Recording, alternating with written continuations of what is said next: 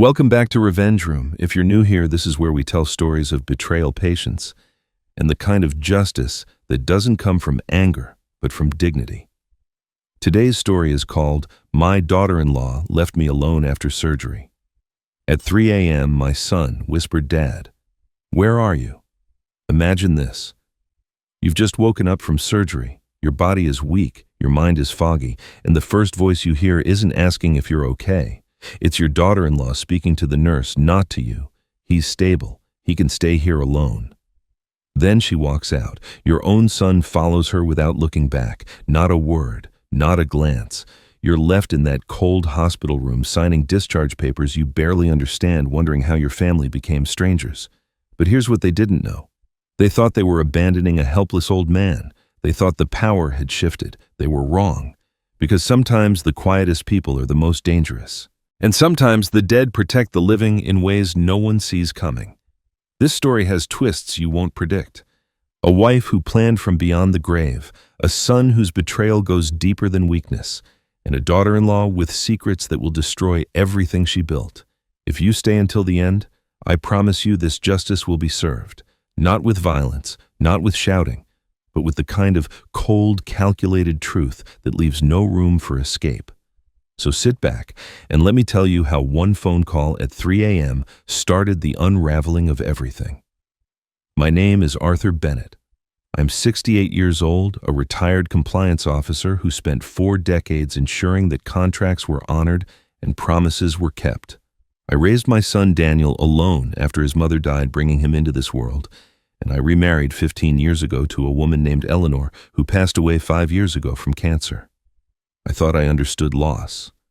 I thought I knew what it meant to be alone. But nothing prepared me for what happened the day I woke up from surgery. The first thing I remember is the cold. Not the sharp cold of winter, but the sterile institutional cold of a hospital room where no one has bothered to adjust the thermostat because no one is staying long enough to care. My eyes opened slowly, fighting against the weight of anesthesia that still clung to my brain like fog. The ceiling was white. The walls were white. Everything was white and empty and silent except for the soft beeping of a machine somewhere near my head. I had just undergone hip replacement surgery. The doctors had assured me it was routine, that I would be walking again within weeks. My son Daniel had promised to be there when I woke up. He had looked me in the eye the night before and said, "Don't worry, Dad, I'll be right there." I believed him. I had no reason not to. He was my son, my only child. The boy I had raised alone, working double shifts so he could have everything he needed. The man who still called me every Sunday, even if the calls had grown shorter over the years. But when my vision finally cleared, Daniel was not there. A nurse stood beside my bed checking the IV line, her face professionally neutral. I tried to speak, but my throat was dry, my voice a croak. "My son," I managed. "Is my son here?" The nurse glanced toward the doorway, and that was when I saw them. Vanessa stood at the threshold, her posture straight, her designer coat still buttoned as though she had no intention of staying. Daniel was behind her, half hidden in her shadow. He was looking at the floor. Vanessa spoke, but not to me. She addressed the nurse as though I were not even in the room. "He's stable now. We have obligations. He can manage alone." Her voice was crisp, efficient, the same tone she used when canceling a dinner reservation or dismissing a waiter. There was no warmth in it, no concern. Just a statement of fact delivered to a stranger about a man she had called Dad for 12 years. I waited for Daniel to say something, to look at me, to step forward and tell Vanessa that they could not just leave. But he did nothing. He stood there with his eyes fixed on the linoleum floor, his shoulders hunched, his hands shoved deep into his pockets. He did not look up. Not once. "Daniel," I said. My voice was weak, barely above a whisper. He flinched at the sound of his name, but still he did not raise his head. Vanessa placed a hand on his arm, a gesture that looked protective but felt like ownership, and guided him backward through the doorway. "We'll check in later," she said to the nurse. Not to me, never to me. And then they were gone. A few minutes later, a different nurse came in with a clipboard. She explained with gentle apologies that my family had arranged for an early discharge. There were forms to sign. She placed a pen in my trembling hand and pointed to the lines that needed my signature. I signed without reading, without understanding, because what did it matter? The people who were supposed to care for me had already decided I was not worth their time. Through the window, I watched Vanessa's silver car pull out of the parking lot. Daniel was in the passenger seat. He did not look back at the hospital. He didn't wave. The car turned onto the main road and disappeared, and I was alone. That was when it hit me. Not the pain from the surgery, not the grogginess from the drugs, but the cold, heavy realization that settled into my chest like a stone. Daniel had not avoided my eyes out of guilt. There was no shame in his posture, no reluctance in his silence. He had simply chosen not to look at me because I no longer mattered enough to look at. I stared down at my signature on the discharge form, the shaky letters of my own name, and a single thought crystallized in my mind with absolute clarity: this was never about my recovery. This was planned. The taxi driver helped me to the front door. He was a young man, perhaps 30, with kind eyes and a gentle grip on my arm as I hobbled up the 3 steps to the porch. He did not ask why I was coming home from surgery alone. He did not ask where my family was. Perhaps he could see the answer on my face. He simply waited until I had unlocked the door, nodded once, and drove away into the fading afternoon light. The house was exactly as I had left it 3 days ago. The same shoes by the door, the same stack of mail on the hallway table, the same silence that had lived here since Eleanor died 5 years ago. But somehow, standing in the doorway with my hospital bag in one hand and a cane in the other, the silence felt different, heavier, more permanent. I made my way slowly into the living room, each step a reminder of the surgery I should still be recovering from under professional care. Eleanor's reading chair sat by the window where it had always been, the cushion still indented from years of her sitting there with a book in her lap. Her garden gloves were still on the shelf by the back door, waiting for hands that would never wear them again. And if I breathed deeply enough, I could still catch the faint ghost of her lavender perfume lingering in the curtains. I lowered myself onto the couch, wincing at the pain that shot through my hip. The doctors had given me medication, but I had left most of it at the hospital in my confusion. It did not matter. Physical pain was something I understood. It was predictable. It followed rules. The other kind of pain, the kind that had settled into my chest as I watched my son drive away without looking back, that kind followed no rules at all. The hours passed slowly. I did not turn on the television. I didn't call anyone. I simply sat in the gathering darkness, thinking about all the years I'd spent raising Daniel alone.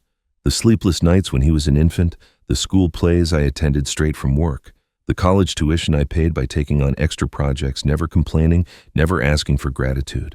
I had given him everything I had because that is what fathers do. Or so I had believed. I must have fallen asleep because the next thing I knew, my phone was ringing in the darkness. The screen glowed harsh and bright. I fumbled for it and saw Daniel's name. The clock read 3:07 a.m. I answered without speaking. I simply held the phone to my ear and waited. "Dad," Daniel's voice was high and thin, threaded with panic. "Dad, where are you?" "The hospital called. They said you left against medical advice. Vanessa is furious. She's been calling the hospital for hours trying to figure out what happened." I listened carefully, the way I used to listen to contract negotiations in my years as a compliance officer. I had learned long ago that people reveal themselves not in what they say, but in the order they say it. The hospital called. Vanessa is furious. 2 facts delivered in rapid succession, but not once did my son ask if I was okay. Not once did he ask if I was in pain or if I had made it home safely. His first concern was the hospital's complaint. His second concern was his wife's anger. I didn't rank at all. "Dad, are you there? Say something." I remained silent. It was not a strategy. It was not a punishment. I simply had nothing to say. For 45 years, I had filled every silence in my son's life. When he struggled, I offered solutions. When he failed, I offered comfort. When he made mistakes, I offered forgiveness before he even asked.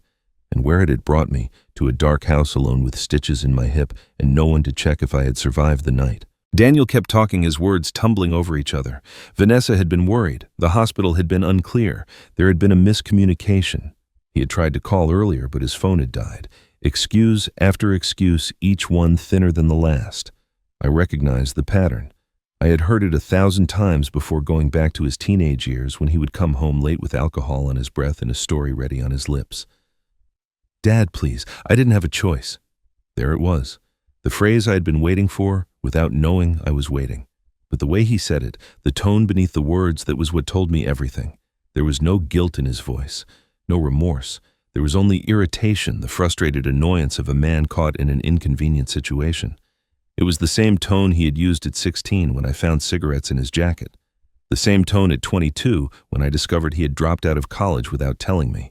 The tone of someone not sorry for what he had done, only sorry he had been found out. I did not argue. I did not comfort. I did not offer to fix anything. I simply said, "Good night, Daniel," and ended the call. Then I placed the phone face down on Eleanor's nightstand, right next to the lamp she used to read by, and I stared at the ceiling in the darkness. For the first time in 45 years, I did not call back. 3 days passed in a fog of pain and silence. Daniel did not call again after that night, neither did Vanessa. The phone sat on Eleanor's nightstand where I had placed it screen dark, untouched. Part of me expected it to ring at any moment, expected my son to show up at the door with apologies and explanations. But the door remained closed and the phone remained silent, and slowly I began to understand that the call at 3 in the morning had not been about concern. It had been about management. They wanted to know where I was so they could adjust their plans accordingly. Once they knew I was home, I became irrelevant again. On the 4th day, I took a taxi back to the hospital for my scheduled follow-up appointment. The stitches needed to be checked, the healing assessed. I sat in the waiting room among other patients with their families beside them, husbands holding wives' hands, adult children helping elderly parents fill out forms. I filled out my own forms. I sat alone. When the nurse called my name, I walked to the examination room by myself, leaning on my cane, and I did not look back at the crowded waiting room where everyone else had someone. Dr. Samuel Wright entered the room with my chart in his hands. He was a tall man in his 60s with gray hair and steady hands that had performed hundreds of surgeries. I had liked him from our first meeting. He was direct and competent, the kind of doctor who explained things clearly without condescension. But today, something was different. He did not meet my eyes when he greeted me. His movements were hesitant, his voice slightly too careful. He examined my incision in silence, checking the stitches, testing the range of motion in my hip. "Healing well," he murmured almost to himself. Better than expected considering the early discharge. I watched his face as he spoke. There was something he was not saying. I had spent 40 years in compliance work reviewing contracts, identifying discrepancies, reading the silences between words. I knew when someone was holding back information. "Dr. Wright," I said, "I want to ask you something. My discharge from the hospital, my daughter-in-law told the nurse I could manage alone, but I was barely conscious. I don't understand how that decision was made without anyone consulting me." Dr. Wright set down his pen. He removed his glasses and cleaned them slowly with the hem of his coat, a gesture that bought him time. When he finally spoke, his voice was careful, measured. "Mr. Bennett, before your surgery, you signed several forms. One of them was a healthcare proxy. It's a standard document that allows someone else to make medical decisions on your behalf if you're incapacitated." I frowned. I remembered signing forms, of course. There were always forms before surgery: consent forms, liability waivers, insurance documents. But a healthcare proxy, I tried to recall the specifics, but the memory was hazy, lost in the anxiety and preparation of those final hours before they wheeled me into the operating room. "I don't remember signing anything like that," I said. Dr. Wright nodded slowly. "That's not uncommon. Patients sign many documents before a procedure, but this particular form was filed the day before your surgery. It designated your son, Daniel Bennett, as your healthcare proxy. He had the legal authority to make decisions on your behalf while you were recovering from anesthesia." The words took a moment to settle into meaning. Daniel. My son had been given the power to make my medical decisions, and he had used that power to authorize my early discharge, to leave me alone in a hospital room, to drive away without looking back. "I see," I said quietly. "So Daniel approved the discharge?" "Yes." Dr. Wright hesitated again, and I could see him wrestling with something, debating how much to say. Finally, he leaned forward slightly, lowering his voice as though the walls might be listening. "Mr. Bennett, I want to tell you something, and I want you to understand that I'm telling you this because I believe you deserve to know. It's not my place to interfere in family matters, but after what I observed, I can't stay silent." I waited, my hands folded in my lap, my heart beginning to beat faster. "Your son came to the hospital the day before your surgery," Dr. Wright continued. "He came alone without his wife. He asked to speak with someone from the administrative office about the healthcare proxy form. He had very specific questions. He wanted to know exactly what decisions the form would authorize. He asked about discharge procedures, about what would happen if the proxy holder decided to remove a patient against the medical team's recommendation. He asked about liability, about whether the hospital could intervene if a family member made a decision that seemed against the patient's interests. I felt the blood drain from my face. He asked these questions before my surgery. Yes, the day before. He spent nearly an hour with our patient advocate going through every detail. Dr. Wright paused, and when he spoke again, his voice was heavy with reluctance. "Mr. Bennett, I've seen many families struggle with medical decisions. I've seen sons and daughters pressured by spouses, overwhelmed by circumstances, making choices they later regret. But your son did not seem pressured. He seemed prepared. He knew exactly what he was asking for, and he understood exactly what it would allow him to do." The room seemed to tilt slightly. I gripped the edge of the examination table to steady myself. All this time, I had been trying to understand how Vanessa had convinced Daniel to abandon me. I had been searching for the moment of weakness, the pressure point where her will had overwhelmed his conscience. But there was no such moment. Daniel had not been manipulated into this decision. He had researched it. He had planned it. He had walked into this hospital and asked detailed questions about how to take control of my medical care, and he had done it a full day before anyone put me under anesthesia. "Your son wasn't coerced, Mr. Bennett," Dr. Wright said quietly. "He asked for that form himself." I drove home from the hospital in a daze. The taxi driver spoke to me twice, asking for directions, and both times I answered without hearing my own words. My mind was somewhere else entirely, traveling backward through the years, searching for the moment when I had lost my son. Because I understood now that I had lost him. Perhaps I had lost him long before Vanessa ever entered our lives. Perhaps I had lost him in all the ways I had tried so desperately to hold on. When I was 23 years old, my first wife, Catherine, died giving birth to Daniel. She was 21, healthy, full of life and plans for the future. The doctor said it was a rare complication, something no one could have predicted. One moment, I was holding her hand, telling her she was doing wonderfully, and the next moment, there were alarms and running footsteps, and someone was pushing me out of the room. I never saw her alive again. They placed Daniel in my arms an hour later, this tiny, squirming creature with his mother's eyes, and I made a promise to both of them. I would give this child everything. I would be enough, and I tried. God knows I tried. I worked double shifts at the compliance firm, coming home exhausted, only to stay up half the night with a colicky infant who refused to sleep. I learned to change diapers, to prepare formula to soothe a crying baby in the small hours of the morning when the loneliness felt like it might swallow me whole. As Daniel grew, I attended every school event, every parent-teacher conference, every little league game. I sat in the audience for school plays where he had 3 lines clapping louder than anyone else. I helped with homework. I barely understood hired tutors when my own knowledge fell short. Saved every penny for a college fund that I never touched for myself. I sacrificed things I did not even allow myself to name. There were women over the years who showed interest, who might have become something more, but I always pulled back. I told myself Daniel needed stability, that he needed my full attention, that there would be time for my own life later. I passed up promotions that would have required travel, turned down opportunities that might have advanced my career, but taken me away from home. Daniel was my world. I built my entire existence around his needs, his happiness, his future. I thought that was what love meant. When I met Eleanor at a charity event 15 years ago, Daniel was already 30 years old, an adult with his own apartment and his own life. I had finally allowed myself to believe that my job was done, that I had earned the right to find companionship. Eleanor was everything I had not known I was missing. She was warm and sharp and funny, with a laugh that filled whatever room she was in. She accepted Daniel immediately, even though he was standoffish at first, suspicious of any woman who might take his father's attention. She never pushed. She simply loved me, and she waited for Daniel to come around in his own time. He did eventually, or so I thought. When Daniel introduced us to Vanessa 3 years after Eleanor and I married, Eleanor embraced her warmly the same way she embraced everyone. But I noticed something in the weeks that followed, a slight hesitation in Eleanor's voice when she spoke about Vanessa, a careful watchfulness in her eyes when we were all together. It came to a head on Thanksgiving, the second one we spent with Vanessa as part of the family. We were all seated around the table, passing dishes, making small talk, when Eleanor asked casually, "Vanessa, you mentioned once that you were married before Daniel. What happened to your first husband?"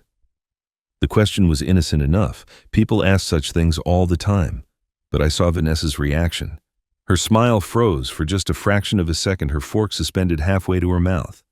Then she laughed lightly and said something about it being ancient history not worth discussing on such a happy occasion. She changed the subject so smoothly that I doubt Daniel even noticed, but Eleanor noticed. And that night, after Daniel and Vanessa had gone home, Eleanor sat beside me on the couch and spoke quietly. "There's something about her I don't trust, Arthur. The way she watches you, it's like she's calculating something, adding up numbers in her head." I dismissed it. I told Eleanor she was being overprotective, that Vanessa was simply reserved, that not everyone wore their hearts on their sleeves. I wanted so badly for Daniel to be happy. I wanted to believe that he had found someone who loved him the way I had loved Catherine, the way I loved Eleanor. I could not bear the thought that my son might have made a terrible mistake, so I chose not to see it. Eleanor never brought it up again. She was too gracious for that, too respectful of my relationship with my son. But now, sitting alone in the house we had shared, I wondered how many other warnings she had swallowed to keep the peace. I found her journal quite by accident. I was looking for a book she had promised to lend me years ago, something I had never gotten around to reading. The journal was tucked behind a row of novels on her shelf, a leather-bound notebook with her handwriting on every page. I should not have read it. It was private, her innermost thoughts never meant for my eyes. But something made me open it, and something made me turn to a page dated 3 years before her death.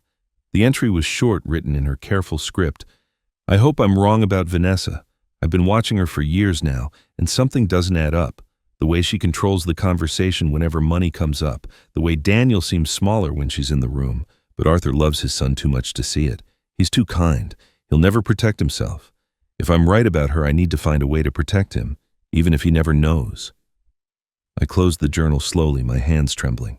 "You tried to warn me, Eleanor," I whispered to the empty room. "I just didn't listen." I sat with Eleanor's journal in my lap for a long time, reading and rereading that single entry until the words blurred before my eyes. She had known. She had seen what I refused to see, and she had carried that burden alone rather than force me to confront it. Even in her final years, even as the cancer was quietly spreading through her body, she had been thinking about how to protect me from a threat I would not acknowledge. The question was, what had she done about it? The answer came to me slowly, rising from memory like a shape emerging from fog. Margaret Collins, Eleanor's closest friend for over 30 years, a retired legal assistant who had spent her career navigating the complexities of contracts and estates. If Eleanor had made any preparations, any arrangements, Margaret would know. I called her the next morning. She answered on the second ring as though she had been waiting by the phone. "Arthur," she said, and there was something in her voice, a weight of expectation that told me she had been anticipating this call for a very long time. "Come over this afternoon. I'll make tea." Margaret lived in a small cottage on the outskirts of town, surrounded by the rose bushes she and Eleanor had planted together decades ago. She was 70 years old now, sharp-eyed and silver-haired, with the quiet competence of someone who had spent her life solving other people's problems. When she opened the door, she did not offer pleasantries or small talk. She simply looked at my face, nodded once, and stepped aside to let me in. We sat in her living room, cups of tea growing cold on the table between us. Margaret studied me for a long moment before speaking. "How bad is it?" she asked. I told her everything, the surgery, the abandonment, the healthcare proxy Daniel had researched and signed without my knowledge, the journal entry I had found. Margaret listened without interruption, her expression never changing, her hands folded neatly in her lap. When I finished, she let out a long, slow breath. "Eleanor always said this day might come," she said quietly. She hoped she was wrong. She prayed she was wrong, but she prepared as though she wasn't. Prepared how? Margaret rose from her chair and crossed to an antique secretary desk in the corner of the room. She opened a drawer, retrieved a manila envelope, and held it for a moment, looking down at it with something like sorrow. 6 months before she died, Eleanor came to see me. She was already sick by then, though she hadn't told you yet. She knew her time was limited and there were things she needed to put in order. Margaret turned to face me, the envelope still in her hands. She gave me this. She said I was to keep it safe, keep it secret, and only give it to you under one specific condition. What condition? When Daniel has completely turned against you. Margaret's voice was steady, but I could see the pain in her eyes. Those were her exact words. She made me promise Arthur. She made me swear on our friendship that I would not give you this envelope until that moment arrived. She knew you would resist. She knew you would make excuses for Daniel, find reasons to hope. She didn't want you to have this until you were ready to use it. I stared at the envelope, my heart pounding. What's in it? I don't know. She sealed it herself and never told me the contents. But knowing Eleanor, knowing how carefully she planned everything, I suspect it's exactly what you need. Margaret paused, then added more softly, "There's something else you should know. Something Eleanor asked me to do years ago, long before she got sick." I waited, afraid to speak. "She asked me to do a background check on Vanessa, a thorough one, the kind that goes beyond what you can find on the internet." Margaret sat down again, her movements slow and deliberate. "I still had contacts from my years as a legal assistant, people who knew how to dig into records, find documents that weren't easy to find. Eleanor paid for the investigation herself from an account you didn't know about. She didn't want you to ever see the charges." "What did you find?" Margaret met my eyes directly. "Vanessa was married before Daniel. You knew that. But the way that marriage ended was not what she told your family. There were no divorce papers, Arthur, no legal separation, no record of any proceeding to dissolve the marriage." I frowned, trying to understand. "Then how did it end?" "There was a death certificate. Her first husband died 4 years into the marriage. The cause was listed as suicide." Margaret's voice was careful, precise. But when I tried to find more details, court records, police reports, anything that might explain the circumstances, I hit a wall. The records were incomplete, sealed in some cases. It was as though someone had gone to great lengths to make sure the full story never came to light. The room seemed to tilt. I gripped the arm of my chair, steadying myself against a wave of dizziness. "Eleanor never told you any of this," Margaret continued, "because she knew how you would react. She knew you would confront Daniel, demand answers, and he would choose Vanessa over your concerns. She didn't want to put you in that position. She didn't want to be the reason you lost your son." Margaret's voice cracked slightly. "She loved you too much to force you to choose between her warnings and your child." I could not speak. The weight of Eleanor's love, the depth of her sacrifice, pressed down on me like a physical force. She had carried all of this alone. She had watched Vanessa charm her way into our family, watched Daniel fall deeper under her influence, and she had said nothing because she knew that saying something would only drive me further into denial. Margaret rose again and crossed the room to where I sat. She placed the envelope in my hands, her fingers brushing mine for just a moment. "Eleanor knew this day would come," she said softly. "She just hoped she'd be wrong."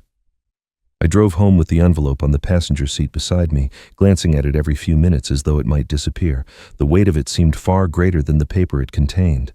This was Eleanor's voice, reaching across the years, across the divide of death itself, to speak to me one final time. I was not ready to hear what she had to say.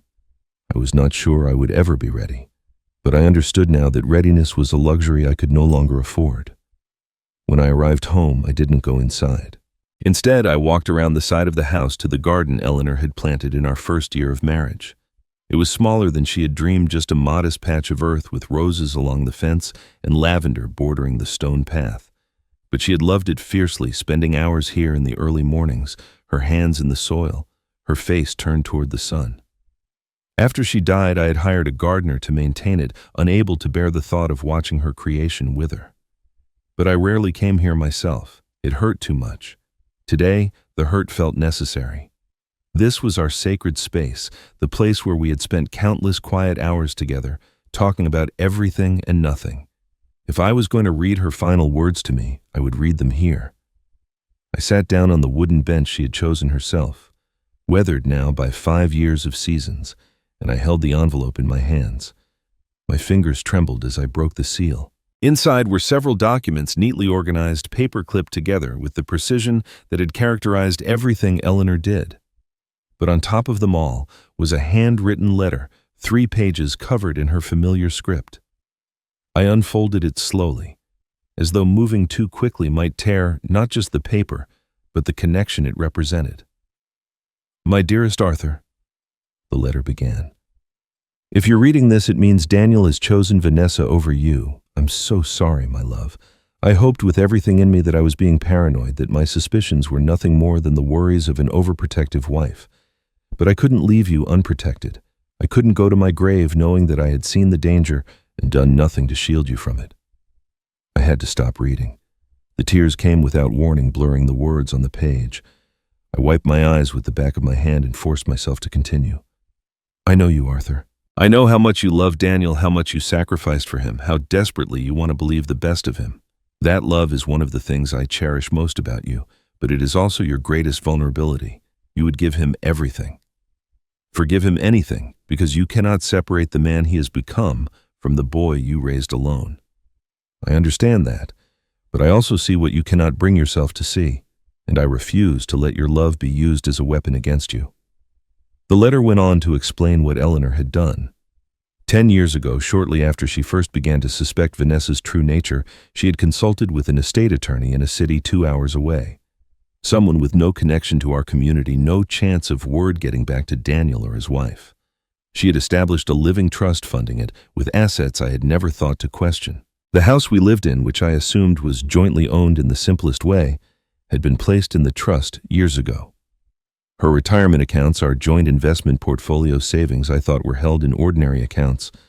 All of it had been quietly transferred into this trust without my knowledge.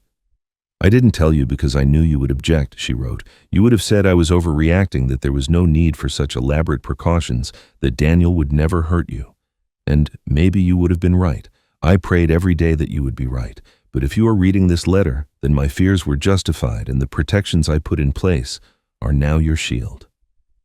The structure of the trust was elegant in its simplicity. I was named as the sole trustee and primary beneficiary.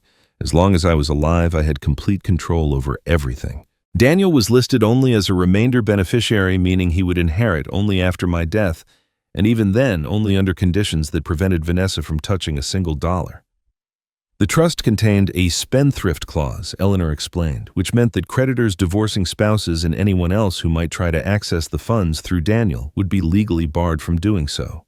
Vanessa thinks she is controlling your finances, Eleanor wrote. She has probably convinced herself that she has positioned herself perfectly, that all she has to do is wait. But she is only controlling what you have allowed her to see: the personal checking account you use for daily expenses, the small investment account you manage yourself. The real assets, the house, the retirement funds, everything that matters have always been protected. She has been counting money that was never hers to count. I set the letter down for a moment, overwhelmed.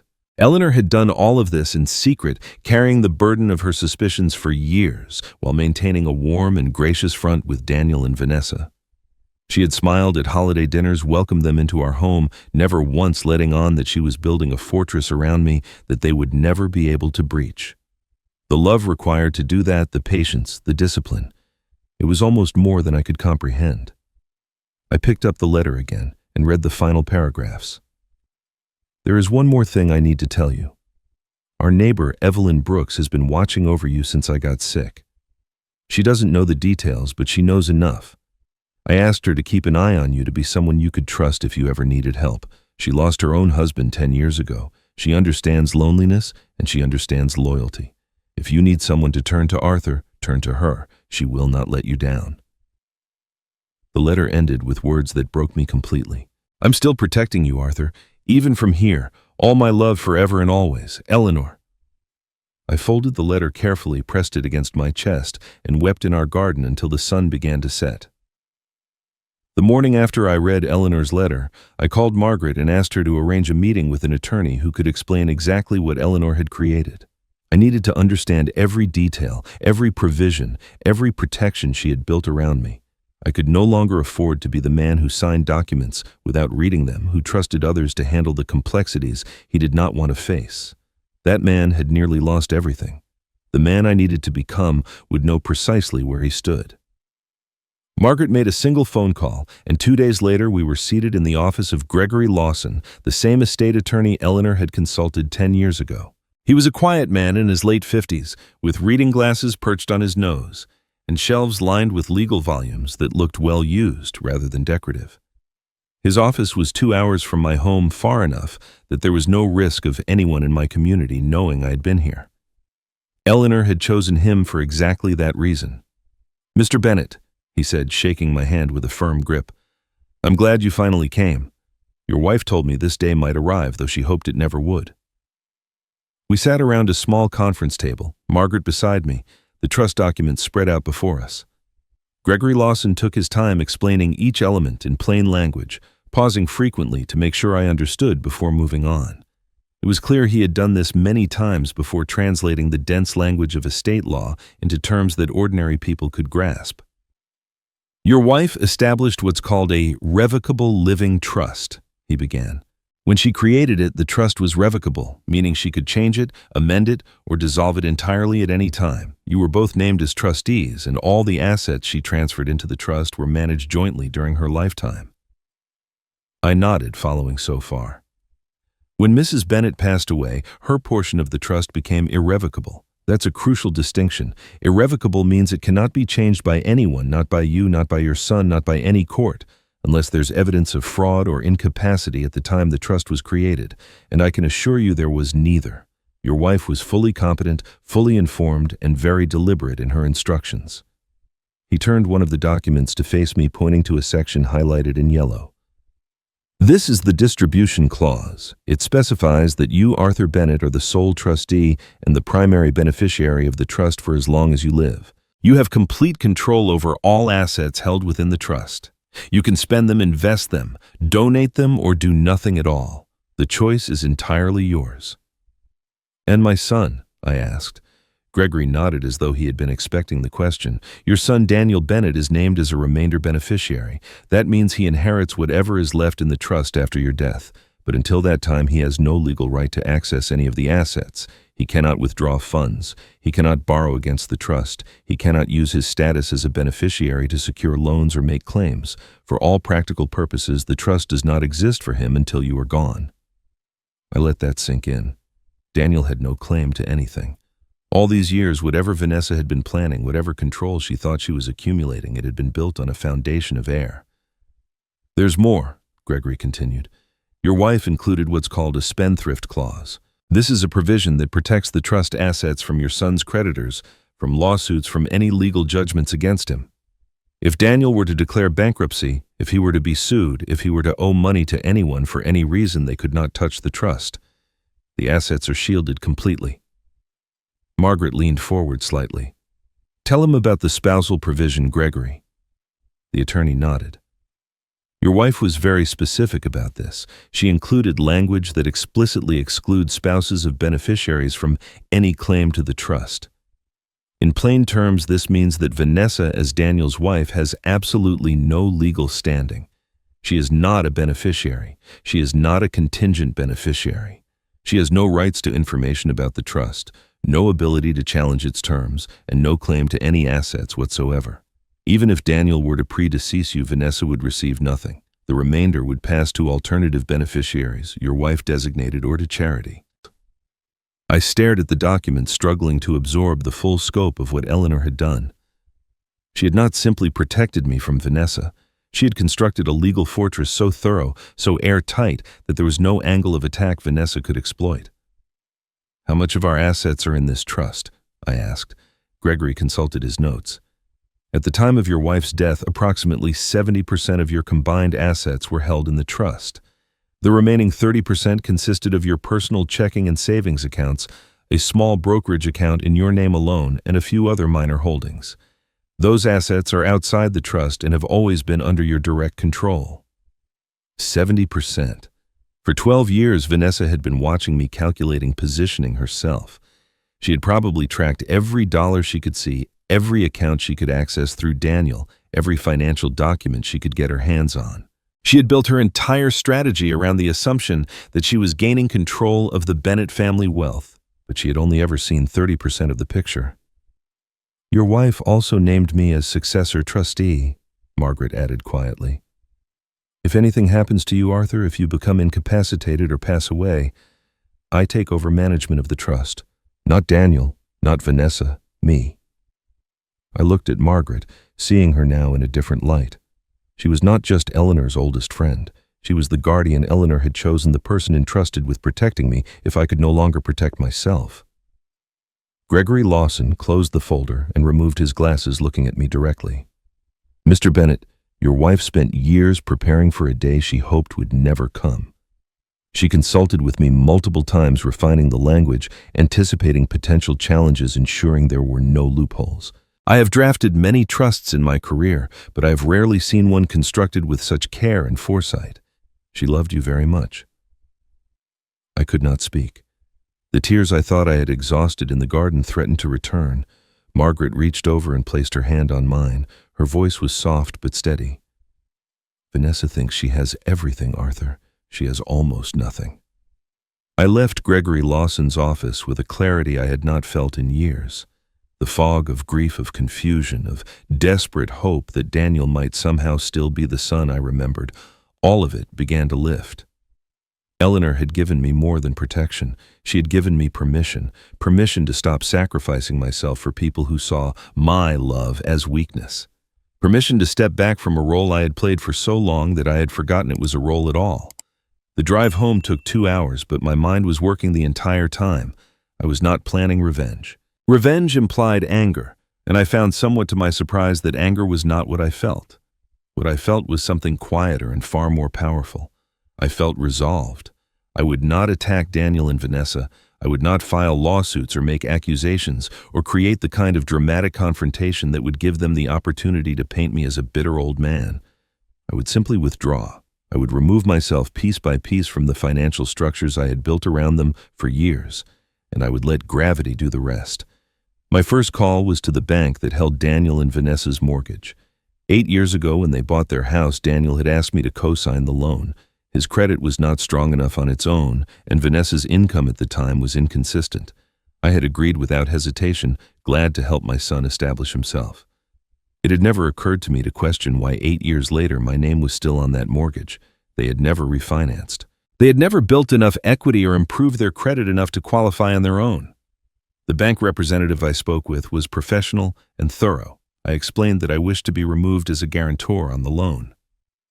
There was a pause on the other end of the line, the sound of typing, and then the representative informed me that this would trigger a review of the mortgage. The bank would need to reevaluate the loan based solely on Daniel and Vanessa's current income and creditworthiness. If they did not meet the requirements, the bank might demand additional collateral, a higher interest rate, or in some cases full repayment of the outstanding balance. I thanked the representative and ended the call. There was no satisfaction in what I had done, only the grim recognition that I was dismantling something I had helped build. But I had spent too many years propping up structures that were never meant to stand on their own. It was time to find out what would happen when I stepped away. My second call was to the bank where Daniel and I shared a joint account. We had opened it years ago, a small emergency fund that I had maintained in case Daniel ever needed quick access to money. He rarely used it. I was not even sure he remembered it existed, but Vanessa certainly knew about it. She had asked me pointed questions about it at a family dinner 2 years ago. Questions I had answered too honestly, because I did not yet understand who I was dealing with. I closed the account that same afternoon, transferring the balance into a new account at a different institution, one where neither Daniel's name nor Vanessa's appeared on any document. I did the same with my personal checking and savings accounts, my small brokerage portfolio, every financial thread that connected me to my son and his wife. By the end of the day, the only money they could access was the 30% that had always been outside Eleanor's trust, and now even that was beyond their reach. The work exhausted me. I was still recovering from surgery, still managing pain that flared whenever I moved too quickly or sat for too long. By late afternoon, I was lying on the couch with my leg elevated, staring at the ceiling, wondering if I had done the right thing. It was one thing to understand intellectually that Daniel had betrayed me. It was another thing entirely to take concrete action that would affect his life. He was still my son. Some part of me still remembered the boy who had clung to my hand on his first day of school, the teenager who had cried in my arms when his first girlfriend broke up with him. That boy was gone now, replaced by a man I did not recognize. But the ghost of him lingered, making every decision feel like a small act of mourning. A knock at the door interrupted my thoughts. I rose slowly, expecting no one, preparing to send away whatever salesman or solicitor had found their way to my porch. But when I opened the door, I found Evelyn Brooks standing there with a covered pot in her hands. "Chicken soup," she said simply. "I made too much. I thought you might like some." Evelyn was a widow like me, though her husband had died 10 years ago. She was 62, with silver-streaked hair and a quiet manner that suggested she had learned long ago to be comfortable with silence. We had been neighbors for 15 years, but we had never been close. Eleanor had been the one who maintained those connections, who remembered birthdays and organized block parties. After she died, I had retreated into myself, and Evelyn had respected that distance. But now, standing on my porch with soup in her hands and kindness in her eyes, I remembered what Eleanor had written in her letter. "If you need someone to trust her. I asked her to watch over you." "Thank you," I said, and I meant it more than she could know. We talked for a few minutes on the porch. Nothing deep, nothing heavy, just two lonely people sharing a moment of connection. She did not ask why I was recovering at home alone or where my family was. She simply told me the soup would keep for 3 days in the refrigerator and that I should heat it slowly to keep the noodles from getting mushy. I watched her walk back to her house, and I felt something I'd not felt since before the surgery. A small, fragile sense of hope. 2 weeks later, Vanessa received a letter from the bank. I was not there to see her reaction, but I could imagine it. The letter informed her that their mortgage was under review due to the withdrawal of the guarantor. The bank required updated proof of income within 30 days or would proceed with a full reevaluation of the loan terms. The first domino had fallen.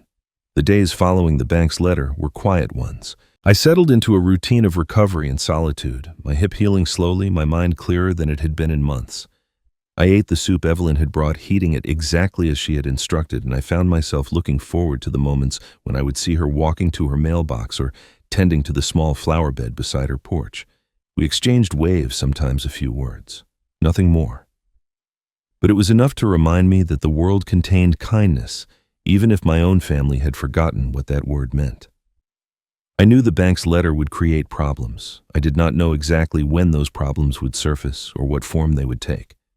But I understood that Vanessa had built her life on a foundation of assumptions. Assumptions about my compliance, my passivity, my endless willingness to support whatever my son needed. Now that foundation was cracking, and I waited with a patience I had not known I possessed to see what would emerge from the rubble. The call came on a Tuesday afternoon, 3 weeks after the bank had sent its notice. I was sitting in Eleanor's garden reading a novel I had started months ago and never finished when my phone buzzed with Daniel's name on the screen. I considered not answering. The silence I had maintained since the night of his 3 o'clock call had been a kind of relief, a vacation from the endless cycle of excuses and reassurances that had defined our relationship for so long. But something made me pick up the phone. Perhaps it was curiosity. Perhaps it was the knowledge that this conversation, unlike all the others, would not end with me apologizing for wounds I had not inflicted. "Dad?"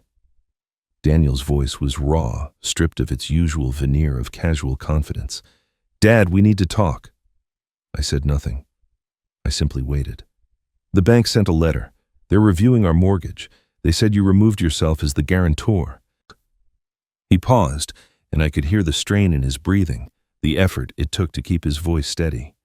"Why would you do that? You know we can't qualify on our own. You know what this could mean." Still, I waited. The silence stretched between us, uncomfortable and unfamiliar. In the past, I would have filled it with explanations, with justifications, with the soothing words that Daniel had come to expect from me. But I had no soothing words left. "Dad, please, just tell me why." "You already know why, Daniel." "No, I don't. I don't understand any of this. Ever since the surgery, you've been different. You won't talk to me. You won't answer my calls. And now this. It's like you're trying to destroy us." I closed my eyes and took a slow breath. There was a part of me, a small and tired part, that wanted to believe him. That wanted to believe my son was genuinely confused, genuinely hurt, genuinely unaware of the role he had played in my abandonment. But I had learned too much in the past few weeks to indulge that fantasy any longer. "Daniel," I said quietly. I spoke to Dr. Wright. The silence on the other end of the line was absolute. "He told me about your visit to the hospital the day before my surgery. He told me about the questions you asked, about the healthcare proxy form, about what decisions it would authorize." I kept my voice steady, almost gentle. There was no accusation in my tone, only the calm recitation of facts. "You asked very specific questions, Daniel. You wanted to know if the proxy holder could authorize discharge against medical advice. You wanted to know about liability, about whether the hospital could intervene. You spent an hour with the patient advocate going through every detail. I heard Daniel's breath catch. He didn't speak. You weren't pressured into signing that form. You weren't confused or overwhelmed. You researched it. You understood exactly what you were doing. And then you used it to leave me alone in a hospital room so you and Vanessa could walk away without consequences. Dad, that's not... Daniel started, but I interrupted him. I'm not angry, Daniel. I spent a long time being angry, and then I spent even longer being sad. But now I'm just finished. I'm finished pretending you're a victim. I'm finished making excuses for choices you made with your eyes wide open. There was a sound on the other end of the line, a distant crash, and then a voice I recognized as Vanessa's, shrill and furious. I could not make out the words, but I could hear the tone. It was not the polished, controlled voice she used in public. It was something raw or uglier, a voice that had been hidden beneath years of careful performance. Dad, hold on. Daniel said, his voice strained. I heard muffled arguing papers rustling, something slamming. When Daniel came back on the line, he sounded shaken. She's losing it, Dad. When the bank called, I've never seen her like this. She's screaming about income documents, about credit, about how I should have controlled you. She threw a folder at the wall. She said, this is all my fault because I let you slip away. I listened without sympathy.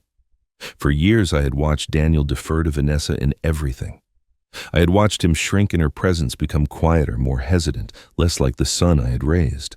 I had told myself it was just the normal adjustment of marriage, that all couples found their own balance. But now I understood what I had been watching.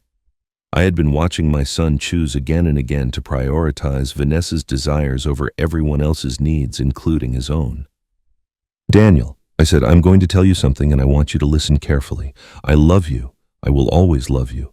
You are my son and nothing will ever change that. But love does not mean I have to let you hurt me. Love does not mean I have to pretend that what you did was acceptable. You made a choice. You chose Vanessa over me. You chose her plans over my well-being. And now you have to live with that choice. Dad, please. I can explain. If you just let me come over, if we could talk face to face. No. The word was simple and final. You chose her, Daniel. Now live with that choice. I ended the call and placed the phone on the bench beside me. The garden was quiet. The roses Eleanor had planted swayed gently in the afternoon breeze. And I sat there for a long time, feeling the weight of what I had done, the bridge I had burned, the son I had finally stopped trying to save. The week after my conversation with Daniel was the quietest I had experienced since before the surgery. No calls, no visits, no desperate messages or late-night pleas for understanding. The silence might have felt like abandonment once. Now it felt like peace. I used the time to heal both my body and something deeper. I walked a little farther each day, first to the end of the driveway, then around the block, then through the neighborhood where Evelyn would sometimes join me for a stretch, matching her pace to my slow recovery. We didn't talk about my family. We talked about gardens and weather and the small daily concerns of ordinary life. It was exactly what I needed. But beneath that calm surface, the machinery Eleanor had set in motion continued to turn. Margaret had been busy. Acting on my behalf and with the full authority granted to her as successor trustee, she had engaged Gregory Lawson's firm to send formal letters to every financial institution where Vanessa had ever claimed or implied authority over my assets. The letters were polite but unambiguous. They identified the Eleanor Bennett Living Trust as the legal owner of the properties and accounts in question. They clarified that I was the sole trustee and that no other individual, including family members by marriage, had any authority to access, manage, or make decisions regarding trust assets. And they requested confirmation that all institutional records had been updated to reflect these facts. The letters went to banks, investment firms, the county recorder's office, and the title company that held the deed to my house. Every door Vanessa thought she might one day walk through was now marked with a sign that read, "No entry." I learned what happened next through Margaret, who had maintained contacts from her years as a legal assistant and who seemed to take a certain grim pleasure in keeping me informed. The first indication that Vanessa had received the news came 3 days after the letters were sent. She had called one of the investment firms demanding to speak with a manager, insisting there had been a mistake. The manager had patiently explained that there was no mistake, that the trust documents were on file, that they had been verified and authenticated years ago. Vanessa had asked to speak with someone higher up. She had been told there was no one higher up who could change the legal reality of the situation.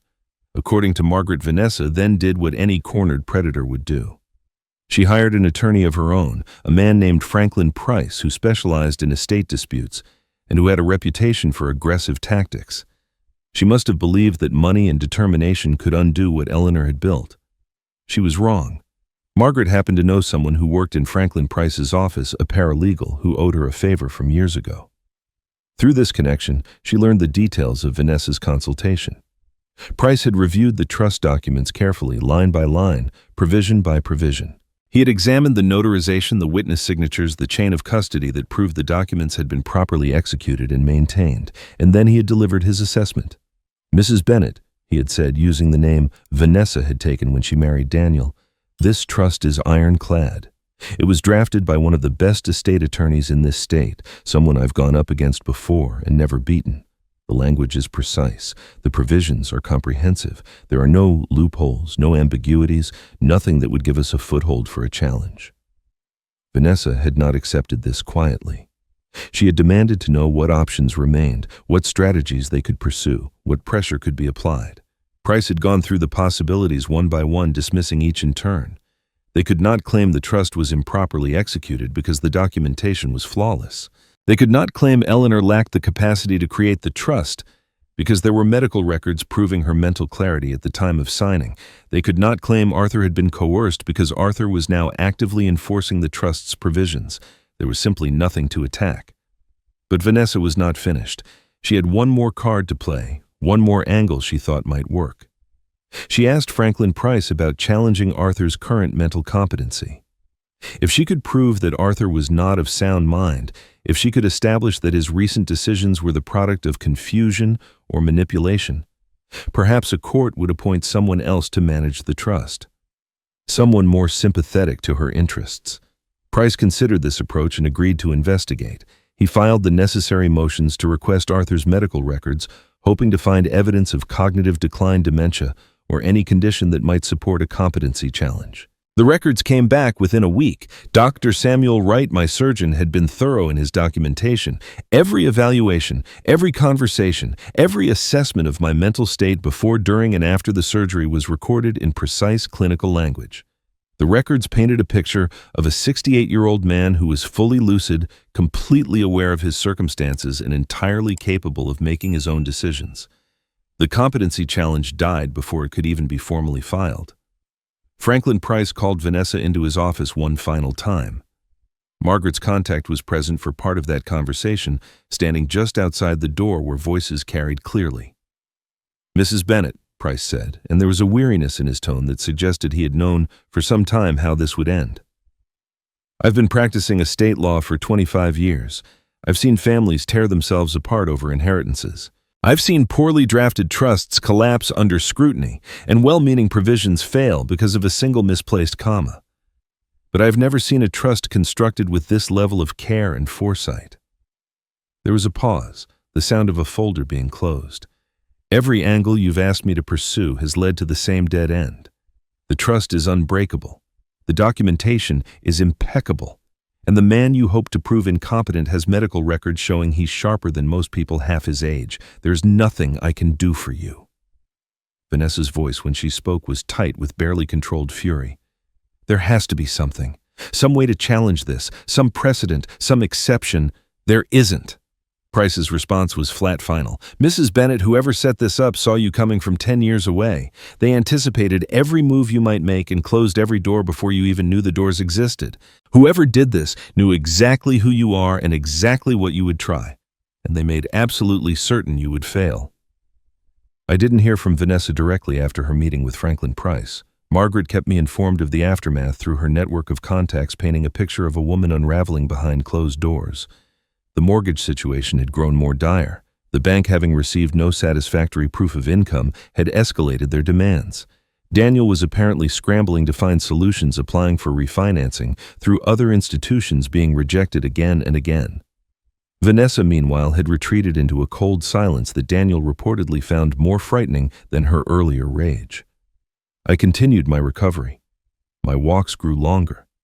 My conversations with Evelyn grew warmer. I began to rediscover the small pleasures I had neglected during the years when my entire existence had revolved around my son and his needs. I read books Eleanor had recommended that I had never gotten around to. I tended her garden with my own hands for the first time, learning the rhythms of watering and weeding that she had known instinctively. I was building a new life, slowly, carefully, from the ruins of the old one. 2 weeks after the attorney's devastating assessment, Vanessa came to my door. I saw her through the window before I opened it, standing on my porch with her hands clasped in front of her, her posture humble, her expression soft with what appeared to be genuine concern. She was dressed simply modestly in a plain blouse and slacks that I had never seen her wear before. Gone were the designer labels, the careful accessories, the polished veneer of wealth and success. She looked for all the world like a woman who had come to make amends. I knew better, but I opened the door anyway. "Dad," she said, and the word landed between us like a foreign object. She had not called me that in years. When Eleanor was alive, Vanessa had made a point of using my first name, claiming it felt more authentic than a title she associated with her own complicated family history. The sudden resurrection of the word was calculated, designed to invoke a closeness that had never existed. I said nothing. I simply stood in the doorway and waited. "Can I come in?" she asked. "Just for a few minutes. I think we've all made mistakes, and I was hoping we could talk." I stepped aside and gestured toward the living room. She entered slowly, her eyes scanning the space as though cataloging every detail. I wondered what she was looking for. Evidence of decline, signs that I had become the confused old man she needed me to be. She would find neither. The house was clean, organized, maintained with the same care Eleanor had always brought to it. I had made sure of that. Vanessa sat on the edge of the couch, her posture deliberately vulnerable, her hands folded in her lap. I took the chair across from her, Eleanor's reading chair, and I watched her the way I had once watched witnesses during compliance investigations, looking not at what they said, but at what they revealed without meaning to. "I owe you an apology," Vanessa began, her voice trembling with emotion. "I've been thinking about everything that's happened, and I realize I've made terrible mistakes. When you were in the hospital, I was so focused on practical matters that I forgot what really mattered. I forgot about you, about our family, about everything Eleanor would have wanted." She paused, dabbing at her eyes with the sleeve of her blouse. The tears seemed real. The catch in her voice seemed genuine. She had always been good at this. "Daniel has been struggling," she continued. "I don't know if you realize how much pressure he's been under. His job, the mortgage, the expectations. I was trying to protect him, to protect both of us, and I lost sight of what was important. I never meant to hurt you. I never meant to make you feel abandoned." She looked at me with eyes that glistened with unshed tears. "I miss Eleanor too, you know. She was like a mother to me. Losing her was devastating, and I think maybe I've been grieving in ways I didn't recognize, pushing people away when I should have been bringing them closer." The performance was flawless. Every word, every gesture, every carefully modulated emotion was designed to appeal to the man she thought I was. The lonely widower, desperate for connection, the devoted father, unable to bear conflict with his only son, the gentle soul who would rather forgive than fight. She had studied me for 12 years, cataloging my weaknesses, preparing for exactly this moment. But she had made one critical error. She had never studied Eleanor. I reached into the small drawer of the side table, the one where Eleanor had kept her reading glasses and bookmarks, and I withdrew a leather-bound journal. Vanessa's eyes flickered toward it, a momentary break in her performance, a flash of uncertainty quickly suppressed. "Do you know what this is?" I asked. "It looks like a journal," she said carefully. "It's Eleanor's. She kept it for years. I found it after the surgery when I was trying to understand what had happened to my family." I opened the journal to a page I had marked with a small slip of paper. "There's an entry here from about 7 years ago.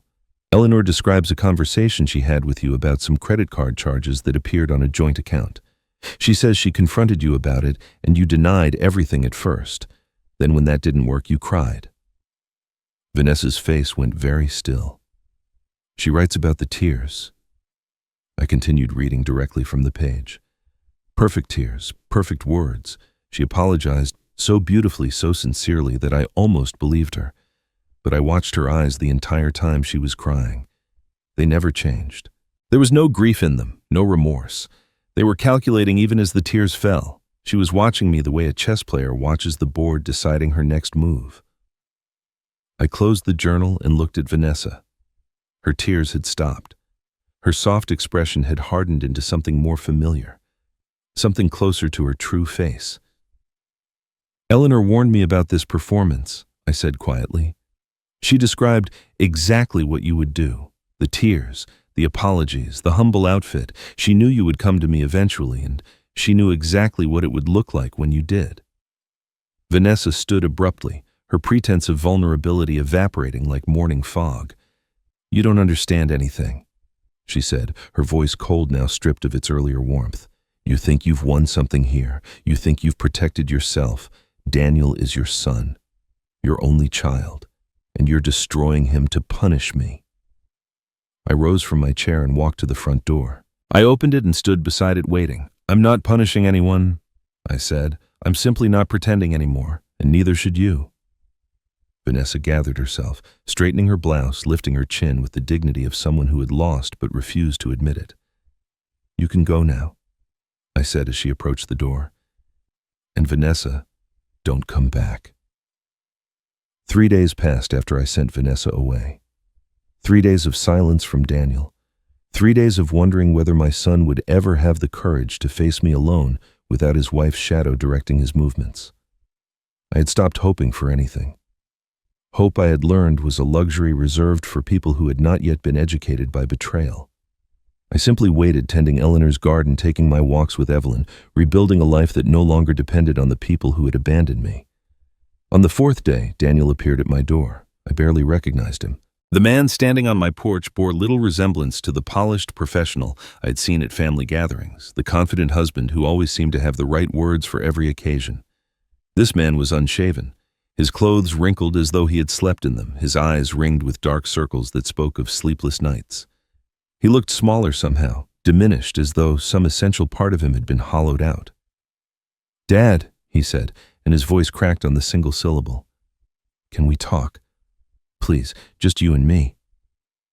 I studied him for a long moment, searching for signs of Vanessa's coaching evidence that this was another performance designed to manipulate my emotions. But there was something different in his eyes this time. Something broken. I stepped aside and let him in. We sat in the living room, the same room where Vanessa had performed her tearful apology just days before. Daniel did not sit on the couch. He chose a hard-backed chair near the window as though he did not deserve comfort.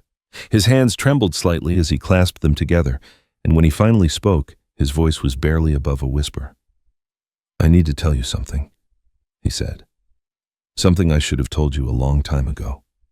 I waited, offering neither encouragement nor resistance. This was his confession to make, and I would not make it easier by filling the silence. Daniel took a shaky breath. "The healthcare proxy. The one I signed before your surgery." He paused, swallowing hard. "It wasn't Vanessa's idea. It was mine." The words hung in the air between us. I felt something shift in my chest, some last fragment of hope that I had not known I was still carrying, crumbling to dust. "I went to the hospital the day before your surgery." Daniel continued, the words coming faster, now tumbling out as though a dam had broken. "I asked about the forms, about what they would authorize. I wanted to know exactly what decisions I could make on your behalf. Not because Vanessa told me to. Because I thought it would make things easier." Easier. I repeated the word, flat and lifeless. She was always pressuring me. About money, about the future, about what we would have when you were... He could not finish the sentence. She never said it directly, but it was always there underneath everything. This expectation that I would secure our future, that I would make sure we were taken care of, and I thought if I could give her some control, any control, maybe she would finally be satisfied. Maybe she would stop. I listened as my son laid bare the architecture of his betrayal. He described nights lying awake while Vanessa whispered about financial security, about the house I lived in, about the investments she assumed I had. He described the gradual erosion of his own judgment, the way he had learned to see my assets not as mine, but as his inheritance, something he was entitled to, something Vanessa helped him believe he deserved. "I knew what she was doing," Daniel said, his voice dropping even lower. "I knew she was isolating you. I saw her hiding mail that came to our house with your name on it. I heard her redirect phone calls from your friends telling them you were too busy to talk. I watched her manage every interaction, every conversation, always positioning herself between you and anyone who might have helped you see what was happening. He looked up at me, his eyes wet with tears. I told myself it was just how she manages things, that she was organized, efficient, protective of our family. But I knew Dad. Somewhere deep down, I always knew. I just chose not to see it because seeing it would have meant losing her. And I couldn't face that. I couldn't face being alone. The room was silent except for Daniel's ragged breathing. He wiped his eyes with the back of his hand, waiting for me to speak, to rage, to offer the forgiveness he so desperately wanted. I considered my words carefully. I had spent 45 years soothing my son's fears, cleaning up his messes, offering absolution for sins he never fully acknowledged.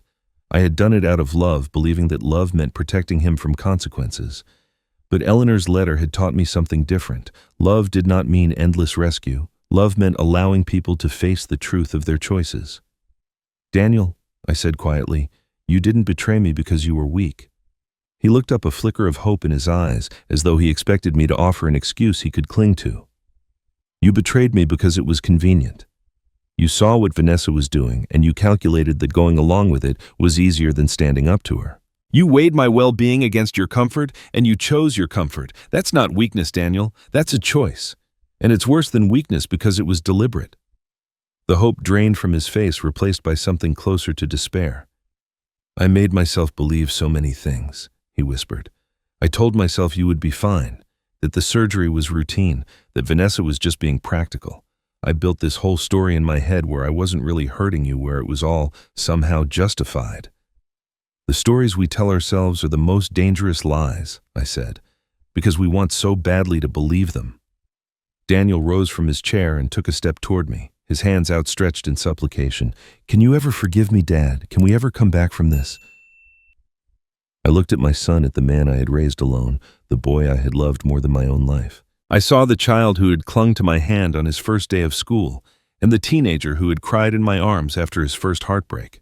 I saw 45 years of sacrifice, of hope, of unconditional love. And I saw the man who had chosen his wife's ambitions over his father's welfare, who had researched the legal mechanism of my abandonment with careful deliberation. "I don't know," I said finally. "I don't know if I can forgive you. Maybe someday, maybe never, but I know one thing with absolute certainty." I met his eyes, holding his gaze with the calm clarity that Eleanor had given me from beyond the grave. "I will never save you again." A week passed before I contacted Daniel again. I needed time to process what he had told me, to sit with the weight of his confession, and understand what it meant for whatever remained between us. The father I had been would have reached out immediately, desperate to repair the damage, eager to offer the forgiveness Daniel craved. But I was no longer that father. Eleanor's letter had changed me. The truth had changed me. I would not rush toward reconciliation simply because the alternative was uncomfortable. When I finally called, I asked Daniel to meet me at Riverside Park on the bench near the old oak tree where the path curves toward the water. He agreed without asking why. Perhaps he sensed that the location mattered. Perhaps he remembered. I arrived early and sat watching the ducks glide across the pond, their movements serene and unhurried. This was where I had brought Daniel as a child every Sunday morning for years. We would sit on this exact bench, sharing a bag of stale bread, tossing pieces to the ducks while I answered his endless questions about the world. Why do ducks float? Where do they go in winter? Do they have families like we do? Those Sunday mornings had been sacred, a ritual of connection between a widowed father and the son who was his entire world. I had chosen this place deliberately. If there was any hope for us, it would begin where we had begun. Daniel appeared at the edge of the path, hesitant, as though unsure whether he was welcome.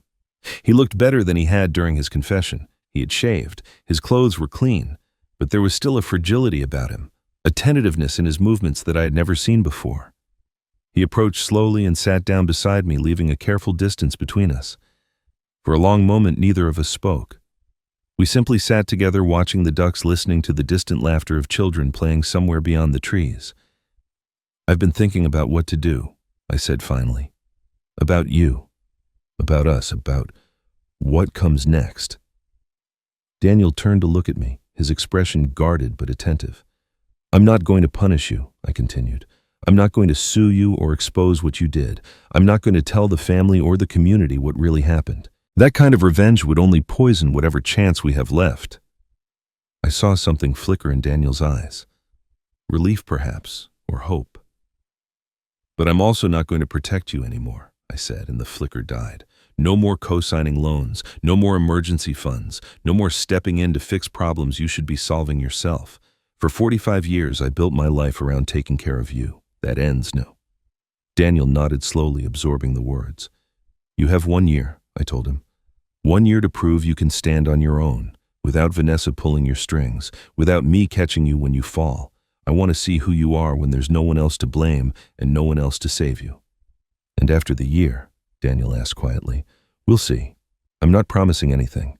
I'm not offering reconciliation or forgiveness or a path back to the way things were. If you want a relationship with me, it starts from zero. No inheritance expectations, no financial support, no pretending the last 12 years didn't happen. I paused, choosing my next words carefully. Just honesty, Daniel. That's all I'm asking for. Honesty about who you are and what you've done. Honesty about what you want and why you want it. If you can give me that, maybe we can build something new. If you can't, then we have nothing left to say to each other. The silence stretched between us. In the past, Daniel would have argued, would have bargained, would have tried to negotiate better terms. He would have explained and justified and defended himself until I relented, until I offered more than I should, until I once again sacrificed my own well-being for his comfort. But today, he simply nodded. I understand, he said. And then after a pause, I'm filing for divorce. I looked at him, searching for some sign that he expected praise or approval, some indication that he was making this announcement to win my favor. But his face was calm, resigned, the face of a man who had finally stopped running from a truth he had known for years. That's your choice to make, I said, not mine. Daniel rose from the bench. He stood there for a moment looking down at me, and I saw in his eyes a mixture of grief and something that might have been respect. Thank you for meeting me here, he said. I remember the ducks. I remember the bread. I remember thinking you were the strongest person in the world. I did not respond. There was nothing to say. Daniel turned and walked away, following the path that curved around the pond and disappeared into the trees. I watched him go, this man who had once been the center of my universe, this stranger, wearing my son's face. He did not look back. He simply walked one step after another until he was gone. I sat alone on the bench for a long time after that, watching the ducks glide across the water, remembering the boy who used to sit beside me and ask questions about the world. The weeks following my conversation with Daniel were quiet ones. I did not seek updates on his divorce proceedings. I did not ask Margaret to monitor his situation. For the first time in 45 years, I allowed my son to navigate his own life without my involvement. It was strange, this feeling of detachment, not cold exactly, but deliberate, a boundary I had never known how to draw before. Margaret, however, had not been idle. The investigation she had begun years ago at Eleanor's request had continued in the background, a slow and methodical pursuit of the truth about Vanessa's past. Eleanor had suspected something dark in Vanessa's history, something that explained the calculating emptiness behind her eyes. Margaret had made it her mission to find out what that something was. She came to my house on a Tuesday afternoon, carrying a folder thick with documents. Her face was grave as she sat down across from me in the living room, the same room where Vanessa had performed her tearful apology weeks before. I found Thomas's sister, Margaret said without preamble. Her name is Patricia. She's been waiting 15 years to tell someone what really happened to her brother. Thomas, Vanessa's first husband, the man whose death certificate had ended a marriage that produced no divorce papers. Margaret opened the folder and spread its contents across the coffee table. Bank statements, email printouts, photographs. A story emerged from the documents piece by piece, a story that confirmed everything Eleanor had feared. Thomas and Vanessa had married when he was 28 and she was 24. By all accounts, the first year had seemed normal, but Patricia, Thomas's sister, had noticed changes. Thomas stopped calling as often. He missed family gatherings with excuses that never quite made sense. When Patricia finally managed to see him alone, he seemed diminished, uncertain, apologetic for reasons he could not articulate. The second year was worse. Thomas's bank accounts, which he had always managed carefully, began showing strange withdrawals. Money disappeared into joint accounts he had not known existed. Credit cards were opened in his name without his knowledge. When he questioned Vanessa, she turned his concerns back on him, suggesting his memory was failing, that he had authorized these things and simply forgotten. By the third year, Thomas was isolated from everyone who loved him. Vanessa had convinced him that his family was toxic, that his friends were jealous of their happiness, that she was the only person who truly understood him. He sent emails to Patricia begging her to understand that something was wrong, that he did not recognize himself anymore, that he felt trapped in a life he had not chosen. And then 3 years into the marriage, Thomas took his own life. The official report called it suicide. The note he left was brief and despairing, the words of a man who had lost all hope. Vanessa played the grieving widow, perfectly accepting condolences with tearful grace, inheriting the modest estate Thomas had left behind. She moved away within months, leaving no forwarding address, disappearing into a new life that would eventually lead her to Daniel. Patricia had tried to tell people. She had gone to the police, to lawyers, to anyone who would listen. But there was no crime they could prosecute, no evidence of anything illegal. Vanessa had not murdered Thomas. She had simply destroyed him slowly, methodically, until he destroyed himself. Patricia doesn't want revenge, Margaret said quietly. She wants prevention. She wants to make sure Vanessa never does this to anyone else. I looked at the documents spread before me, the paper trail of a man's destruction. What does she want to do? She wants to tell her story, not to the police or the courts, but to the people who matter, the community, the church, the social circles Vanessa has spent 12 years cultivating. I understood immediately. The Whisper Network. The informal channels of communication that existed in every community where reputations were built and destroyed, not through official proceedings, but through the slow accumulation of shared knowledge. I won't stop her, I said, but I won't participate either. This is Patricia's story to tell, not mine. Margaret nodded. That's all she wanted to know. In the weeks that followed, the truth about Vanessa spread through channels I never saw directly. Patricia connected with mutual acquaintances from Vanessa's past. She shared her documentation with church leaders and community members. She did not accuse or condemn. She simply told the story of her brother and let others draw their own conclusions. The effect was devastating. Friends who had accepted Vanessa's carefully crafted image began to distance themselves. Invitations to social events stopped arriving. Phone calls went unanswered. The charity boards and community organizations where Vanessa had positioned herself as a pillar of respectability quietly removed her name from their rosters. No one filed charges, no one sued, no court rendered judgment. But in the world Vanessa had built for herself, where social standing was the currency that mattered most, she was bankrupt. Daniel, to his credit, did not defend her. He had filed for divorce as he promised, and the proceedings moved forward without the drama Vanessa might once have orchestrated. Margaret told me he had found a small apartment across town and was working at a job that paid a fraction of what he had once earned. He was surviving. That was enough for now. As for Vanessa, she too had found an apartment, a rented unit in a complex far from the neighborhood she had once dominated. I never saw it myself, but Margaret described it to me. Small, bare, the home of someone who had nothing left. She sits there now, I am told, scrolling through a phone where no one has called in weeks. The woman who had calculated every move, who had positioned herself to inherit a fortune, who had destroyed one man and nearly destroyed another, is finally alone with the silence she created. 1 year has passed since I sat on that park bench and watched Daniel walk away. 1 year since I drew the boundaries that should have existed decades earlier. 1 year of learning who I am when I am no longer defined by the people I failed to save. Daniel completed his divorce 6 months ago. The proceedings were quieter than I expected, perhaps because Vanessa no longer had the social capital to wage the kind of war she might once have orchestrated. She took what little the law entitled her to and disappeared from our community entirely. I do not know where she went. I do not ask. Some chapters close completely, and hers is one of them. My son works now as a manager at a small logistics company across town. The salary is modest, a fraction of what he earned during his marriage, but it is honest work, and it is his own. He lives in a 1-bedroom apartment near the river, furnished, simply maintained with a care I had not seen in him before. We meet occasionally for coffee at a diner halfway between our homes. The conversations are careful, measured, two people learning to speak to each other without the weight of old expectations. We do not talk about Vanessa. We do not talk about the hospital or the healthcare proxy or the years of manipulation I failed to see. We talk about weather and work and the small events of daily life. It is not warmth, not yet, but it is honest. And honesty, I have learned, is the foundation upon which everything else must be built. I do not know if our relationship will ever fully heal. Some wounds leave scars that ache when the weather changes, reminders of damage that can be survived but never entirely undone. Daniel is trying. I can see it in the way he listens now. Really listens, instead of waiting for his turn to speak. I can see it in the way he no longer makes excuses or shifts blame onto circumstances beyond his control. He is becoming slowly and painfully a man who takes responsibility for his own life.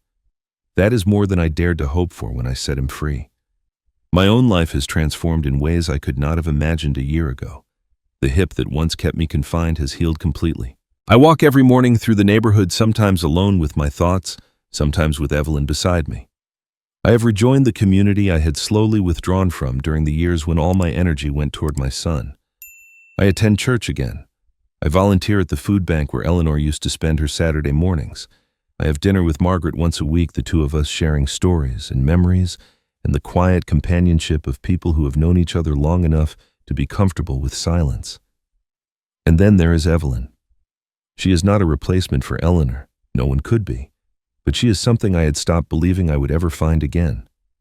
A companion who understands loss, who values presence over possession, who asks nothing of me except the pleasure of my company.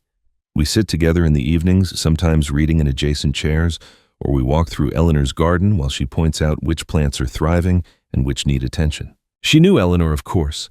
They were neighbors for 15 years, but it was not until last month that she told me the full truth of their connection.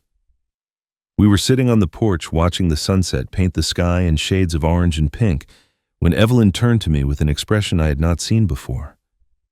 Something between nervousness and resolve. "There's something I need to tell you," she said. "Something I probably should have told you a long time ago." I waited, giving her the space to find her words. Eleanor called me a week before she died. She knew the end was coming, even though she was still trying to protect you from that knowledge. Evelyn's voice was soft, careful. She asked me to make her a promise. She said that if anything happened to you, if you ever found yourself alone and struggling, I should help you remember that you deserve to be loved. She told me not to let you disappear into that house, not to let you give up. I stared at her, the words settling into me like stones dropping into still water. "She planned this?" I asked. "She planned for you to be here. She hoped," Evelyn said. "She hoped that if the worst happened, you would have someone. She loved you so much, Arthur. Even at the end, when she was facing her own death, she was thinking about how to protect you." I could not speak. The tears came before I could stop them, tears of grief and gratitude and overwhelming love for a woman who had anticipated my needs even from beyond the grave. The next day, I visited Eleanor's grave for the first time in months. Evelyn came with me, standing quietly at my side as I placed fresh flowers on the headstone. The cemetery was peaceful in the morning light, the grass still wet with dew, the world hushed and reverent. I knelt beside the stone and spoke quietly, the words meant only for her. "You saved me 3 times, I said. "Once when you married me and taught me that love could exist after loss. Once when you left me your letter and showed me how to protect myself from the people who wanted to take everything. And once when you sent me Evelyn to remind me that life isn't over just because a chapter has ended." I pressed my hand against the cold marble, feeling the permanence of it, the unchanging solidity of her name carved into stone. "I didn't destroy our son or his wife," I said. "I simply stopped saving them from themselves, and in doing so I finally saved the one person you always wanted me to protect myself." And that is where Arthur's story ends. Not with explosions or courtroom drama or the kind of violent revenge that makes headlines. It ends with a man sitting beside his wife's grave, finally at peace, finally free from the chains he had wrapped around himself in the name of love. I want to share some thoughts with you about what we just witnessed, because I think there are lessons here that many of us need to hear. First, let me say this clearly. Arthur was not a weak man. He was a loving man. And there is a difference. Loving someone does not make you weak. But loving someone so much that you refuse to see who they really are, that you excuse every betrayal and explain away every red flag that is not love anymore, that is self-destruction dressed up in noble clothing. Eleanor saw it. She saw the danger her husband could not see, and instead of forcing him to choose between her warnings and his son, she quietly built a fortress around him. She did not do it out of spite or jealousy. She did it because she understood something crucial. You cannot save someone who refuses to see the truth. But you can prepare for the day when the truth finally becomes undeniable. So here's my advice to you, especially if you are watching this and something in Arthur's story feels familiar.